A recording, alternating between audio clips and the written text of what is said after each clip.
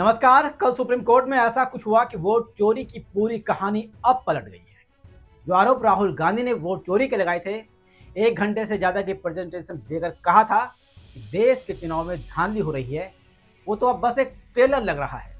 असली फिल्म तो कल कोर्ट में चली और स्क्रिप्ट लिखी योगेंद्र यादव ने। कोर्ट में क्या हुआ, उससे पहले आपको जरा थोड़ा पीछे ले चलते हैं और फ्लैशबैक में जाते हैं। जब राहुल गांधी के उस बयान ने हलचल मचा दी थी जिसमें उन्होंने कहा था कि वोट चोरी हो रही है, तब लगा ये तो सिर्फ पार्टी का एक पॉलिटिकल आरोप है। लेकिन जैसे जैसे मीडिया ने जांच शुरू की, सच परत दर परत खुलता गया। अब तो और भी मामलों ने चुनाव आयोग पर सवालिया निशान लगा दिए हैं। जैसे केरल के त्रिशूर में एक महिला के पते पर 9 फर्जी वोट का मामला सामने आया है और इस इकलौती सीट से बीजेपी जीती है।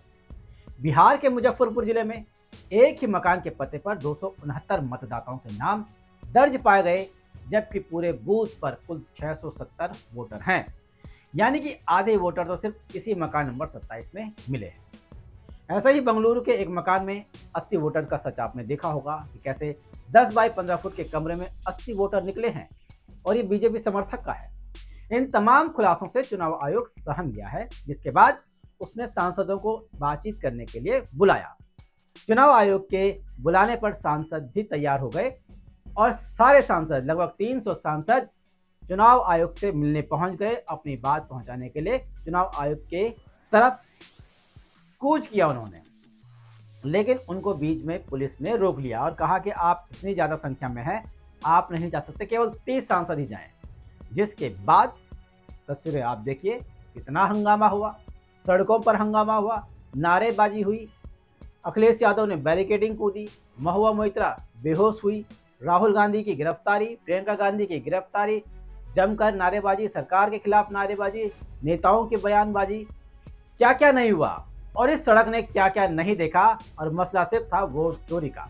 और इसके बाद वोट चोरी का मामला और भी ज्यादा बढ़ गया और चुनाव आयोग पर और ज्यादा सवाल उठ खड़े हुए और बवाल एक तरह से मच गया। सड़क से लेकर सदन तक संग्राम ही संग्राम।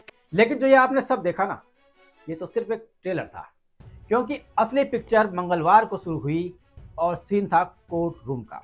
थोड़ा इमेजिन करिए, कोर्ट रूम में मंगलवार को जब एसआईआर को लेकर बहस शुरू हुई तो सामाजिक कार्यकर्ता योगेंद्र यादव ने जजों के सामने एक पुरुष और एक महिला को दिखाया और कहा कि इनसे मिलिए। बिहार में एसआईआर प्रक्रिया के बाद जारी ड्राफ्ट वोटर लिस्ट में इन दोनों को चुनाव आयोग ने मतदाता सूची में डेड घोषित कर दिया है, यानी कि ये मरे हुए हैं, जबकि ये जिंदा हैं। इनके पास वोटर कार्ड है और आज ये आपके सामने कोर्ट में खड़े हैं। सोचिए, है ना फिल्मी सीन, और ये सच है। बस जब योगेंद्र यादव ने यह खुलासा किया तो पूरा कोर्ट रूम सन्न रह गया। चुनाव आयोग के जो वकील थे राकेश द्विवेदी, वो सकपका गए, भड़क गए। उन्होंने कहा कि ये नाटक है, ये कोर्ट के लिए नहीं, ये टीवी के लिए है। वहीं इस ड्राफ्ट वोटर लिस्ट में सीवान जिले की मिंता देवी का मामला भी सामने आया, जहां उनकी उम्र 34 साल होने के बावजूद वोटर आईडी कार्ड में 124 वर्ष बता दी। वहीं इन मामलों पर जस्टिस बागची ने कहा कि ये गलतियां हैं, अनजाने में हुई होंगी, इन्हें सुधारा जा सकता है। ठीक है, लेकिन जस्टिस सूर्यकांत ने चुनाव आयोग से साफ कहा कि हमें गर्व है कि नागरिक यहां आए हैं, उन्होंने अपनी बात कही है। उसके बाद कोर्ट में योगेंद्र यादव को कहा गया कि चलिए आपके पास 10 मिनट है, अपनी बात रखें। लेकिन योगेंद्र यादव ने जब फैक्ट रखने शुरू किए तो 10 मिनट भी कम पड़ गए। वो करीब आधे घंटे तक एक एक दलील देते रहे, एक एक फैक्ट रखते रहे। योगेंद्र यादव ने आंकड़े पेश किए कि कहा कि बिहार की जो वयस्क आबादी है वोट देने वाली, वो 8 करोड़ 18 लाख है, लेकिन मतदाता सूची में सिर्फ 7 करोड़ 89 लाख ही नाम शामिल है, यानी कि 29 लाख कम।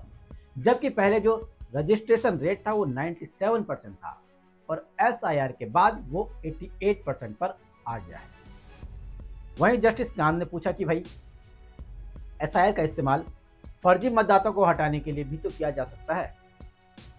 तो योगेंद्र यादव का जवाब सुनिए, उन्होंने क्या कहा। उन्होंने कहा कि घर घर जाकर सत्यापन किया गया और इस दौरान अधिकारी किसी भी एक घर में एक नया नाम तक नहीं ढूंढ पाए, एक नया वोटर तक उनको नहीं मिला। और ये पहला ऐसा संशोधन है जिसमें एक भी नया नाम, एक भी नया वोटर नहीं जोड़ा गया, सिर्फ वोटर काटे गए हैं। 65 लाख लोगों के नाम हटाने वाला ये संशोधन है। उन्होंने कहा यह दुनिया में मताधिकार से वंचित करने वाला पहला बड़ा मामला हो सकता है। योगेंद्र यादव का ये कदम सोशल मीडिया पर ट्रेंड करने लगा। लोग कह रहे थे कि ये सिर्फ पॉलिटिकल लड़ाई नहीं है, ये हर नागरिक के वोट के अधिकार की लड़ाई है। और यही बात राहुल गांधी ने भी कही थी कि लड़ाई अब पॉलिटिकल नहीं रह गई है, ये संविधान के हक की लड़ाई अब हो गई है। और बात भी एकदम सही है। ये हिंदू मुसलमान की लड़ाई नहीं है, ये जात पात की लड़ाई भी नहीं है, ये क्षेत्रवाद की लड़ाई भी नहीं है, ये अमीर गरीब की लड़ाई भी नहीं है। ये तो सिर्फ एक वोट की लड़ाई है, यानी कि हर एक भारतीय नागरिक की लड़ाई हो चुकी है। यानी कि अब यह आंदोलन एक जन आंदोलन की ओर बढ़ रहा है, क्योंकि जब से वोट चोरी का खुलासा हुआ है तब से देश भर में वोटर्स जागरूक हो गए हैं और वो एक से बढ़कर एक केस ऐसे ला रहे हैं जो ये बता रहे हैं कि कैसे चुनाव में धांधलियां हुई, कैसे वोटर्स में लिस्ट में गड़बड़ियां हो रही है। इन धांधलियों को देखकर ऐसा लगता है कि बांग्लादेश जैसे चुनाव तो यहाँ भारत में नहीं हो रहे। वहाँ भी तो आवामी लीग पर आरोप लगे थे कि सत्ता में बने रहने के लिए उसने बड़े पैमाने पर गड़बड़ी की थी और नागरिकों के जो वोट देने का अधिकार था उसको छीना था। याद कीजिए, आवामी लीग को 300 में से 222 सीटों पर जीत हासिल हुई थी और दूसरे नंबर पर थे निर्दलीय उम्मीदवार। और हसीना सरकार 5वीं बार सत्ता में आई थी, लेकिन जब पता चला वोट चोरी वहां हुई है, लोग भड़क गए और 1 साल बाद इन्होंने सरकार को उखाड़ फेंक दिया। वहीं अब वो हसीना भारत में रह रही हैं, भारत में शरण पा रही हैं, जिसकी वजह से भारत और बांग्लादेश के संबंध भी खराब हो रहे हैं।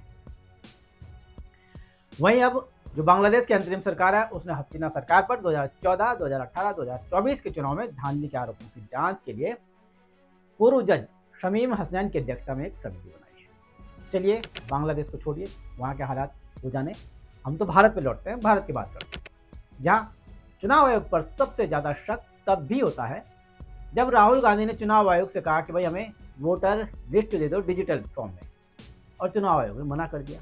चुनाव आयोग दे नहीं रहा, क्योंकि डिजिटल फॉर्म में आएगा तो बड़ा आसान हो जाएगा वोटर्स का पता करना, वोटर्स का मैच करना, गड़बड़ियों को ढूंढना। लेकिन इतना तो अब तक साफ हो गया है कि अब तक चुनाव आयोग की जो तमाम गड़बड़ियां थी वो बेनकाब हो गई है। वहीं चुनाव आयोग तो इतनी सफाई नहीं दे रहा है जितनी कि बीजेपी। कुछ भी होता है चुनाव आयोग बाद में, बीजेपी वाले पहले पहुंच जाते हैं। खैर, बीजेपी वालों ने यह भी कहा कि इस वोटर लिस्ट के जो नया एसआईआर से उससे किससे फायदा है, किससे नुकसान है, उनको पता है बीजेपी वालों को, चुनाव आयोग को शायद ना पता हो। चलिए, ये तो पॉलिटिकल आरोप पर प्रत्यारोप हुए, लौटते अपने कोर्ट रूम की तरफ। जब कोर्ट ने कहा कि एसआईआर प्रक्रिया सितंबर तक पूरी होगी, अगर याचिकाकर्ता इसे अवैध साबित कर सके तो ये प्रक्रिया हम रोक दी जाएगी। तो अब ये सिर्फ बिहार या एक राज्य का मामला नहीं है, ये लोकतंत्र की बुनियाद, एक व्यक्ति एक वोट का सवाल है। क्या चुनाव आयोग मतदाता सूची को पारदर्शी बनाएगा या ये मामला और ज्यादा उलझेगा? सवाल बड़ा है और चुनाव आयोग निशाने पर है। नमस्कार।